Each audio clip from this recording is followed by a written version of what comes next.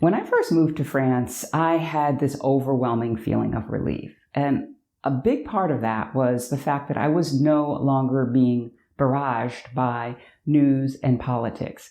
Now, I have to admit, a large part of that was my fault. I was a news junkie. I was a political news junkie. And so the whole year before I moved to France, I was following along step by step what was going on in the White House, what was going on in Washington, D.C. And that didn't really help my mental state. But once I was in France, I was removed from that. I didn't have a VPN. I was living a new life. I was exploring a new place. And I was in the present moment. And it felt so good. Now, I know not everybody has the ability to disconnect like I have been able to. And so I wanted to bring you this video to share with you my story of being a news junkie, and how I have broken away from that, and give you some tips to help you to do something similar, because I will tell you that watching a lot of news does not help you to reach your goals or live your dreams. It's a real downer, and you probably already know that. Thank you for tuning in today. If you have not yet subscribed, consider doing so and clicking that notification bell so that you will be alerted each time I upload a video about moving abroad, life in France, or finding the confidence and courage to live life on your terms. My name is Patricia Brooks, and in 2018, I left my job in Richmond, Virginia, and I moved to the south of France to find myself and to become fluent in French. And it has been an amazing experience. And one of the things that I have benefited from is being away from the constant news cycle or political cycle in the US. And I have benefited by feeling more relaxed, having more space in my brain to focus on other more productive, uplifting things.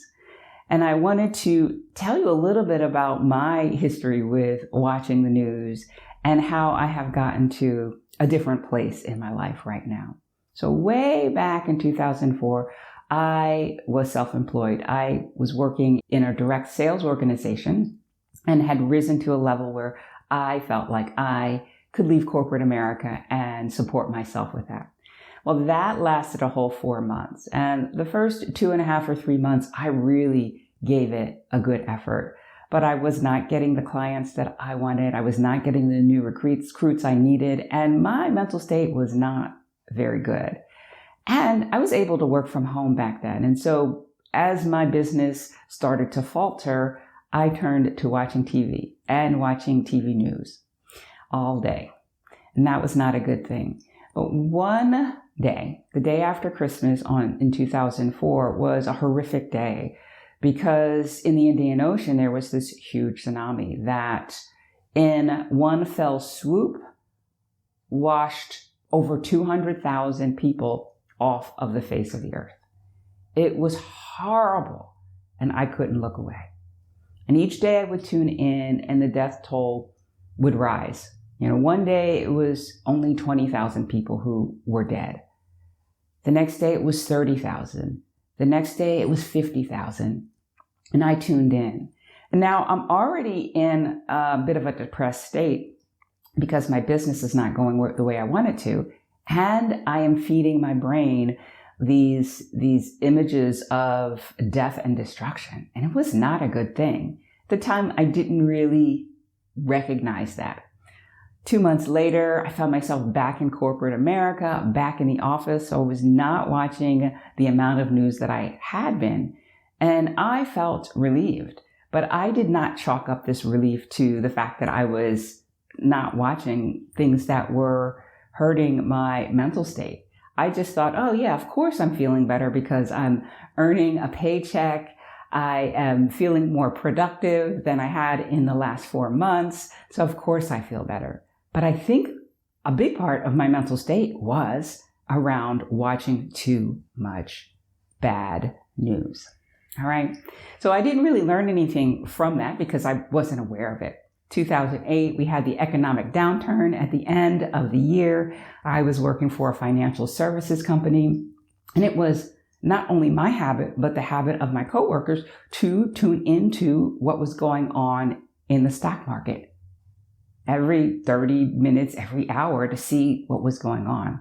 I remember one day seeing the stock market drop so much and thinking to myself, ooh, that's my job.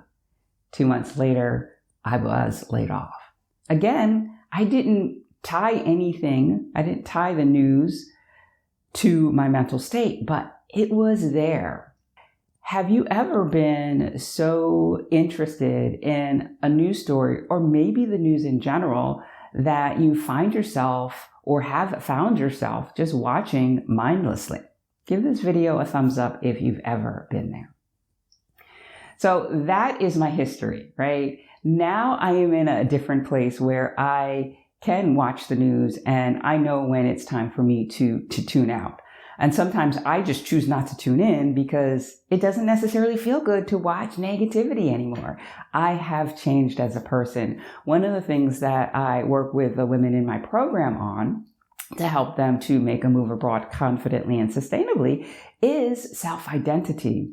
And I think for me, for a long time, being a news junkie and being in the know was a part of my identity. So much so that I found myself judging other people who weren't as knowledgeable about what was going on in the world as I was. Now, here's a story that I think you'll enjoy. In 2010, I was working for a health insurance company. I was in the break room with a friend of mine. We were eating our lunch together. And my boss came in and she walked over and she asked us what we were talking about. And we had been talking about the Chilean miners. In August of 2010, a mine in Chile had collapsed, trapping, I think it was 33 or so people underground. And they were trapped for 2.5, maybe 3 months. And so this was in the news all of the time. And I, like my friend, watched the news about this a lot. And we were really pretty up to date. And so we were comparing notes. So my boss comes over and says, "What are you guys talking about?" And we said, "Oh, the Chilean miners." And she looked at us perplexed. "What are you talking about? Chilean miners?" Now, this was probably at the end of September or the beginning of October. So they had been trapped in this mine for at least a month or 6 weeks.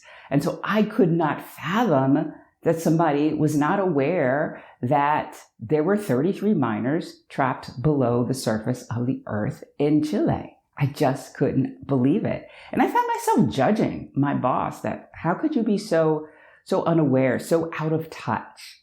That was my identity back then. I was really tied to the news. Now, on the flip side, I would say that there are people out there who might be judging me for not being as aware of what's going on in the world because I have tuned out a great deal from watching the news. And you know what? I'm okay with that because my mental state is much better because of it. A couple of days ago, 2 separate people actually commented to me, "You seem really happy." And I was like, "Well, thank you. I am." And I don't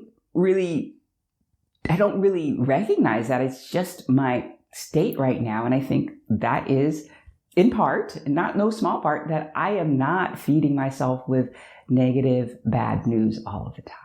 All right. So that is who I was, who I am now. But how did I get here? Well, I started to become aware that I didn't feel really good after I watched the news. And I recognized that being removed from the news when I first moved here felt really good. And so that awareness was the starting point. So if you feel like this is an issue you are facing, becoming aware of how tuning into the news makes you feel. Does it make you feel angry? Does it make you feel hopeless? Get in touch with those feelings and recognize that, oh, that's tied to what is being said, right? And then once you get there, you can ask yourself, how do you want to feel? Do you want to feel this way? And if you don't, then you can take steps to move away from that. And so I will say there are times in the year where I and drawn to watch the news again. And I can start to feel myself kind of slipping down, and I catch myself. And the ways that I re-detach is I get my news sometimes from YouTube. And so what I do is I clear my YouTube history. What that does is it makes YouTube have to work again to learn what I like to watch.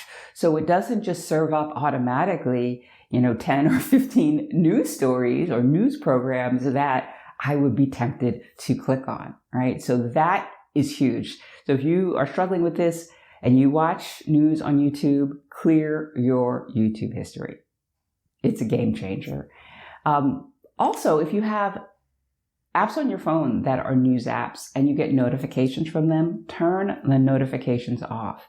Or better yet, uninstall them, right? The less access you have to news, the better. The reason I'm doing this video, in fact, is I was watching a live stream, a Timothy Ward live stream, and he comes on and he will talk for 2 hours, 3 hours, sometimes even 4 or 5 hours. I don't watch the whole thing, but I listen in because sometimes he has interesting things. And one of the things that one of his viewers asked him was, do you think we have too much access to the news? And he said, oh, absolutely. He said that he didn't think that our brains were wired to have so much news, all of the time.